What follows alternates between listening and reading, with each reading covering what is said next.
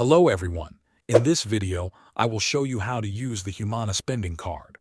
If you have recently received your Humana Spending Card, the first thing you need to do is activate it before making any purchases.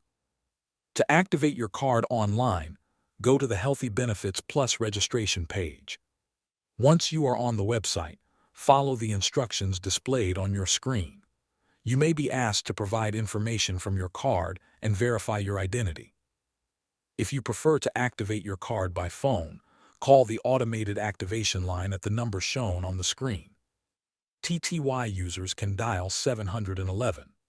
Follow the automated prompts and enter the requested information when prompted.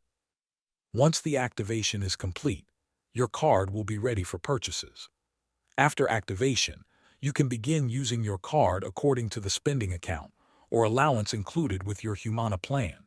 When shopping in a store, present your card at checkout and swipe it when requested. In some cases, the payment terminal may ask for a PIN. If that happens, enter the last 4 digits of your card number.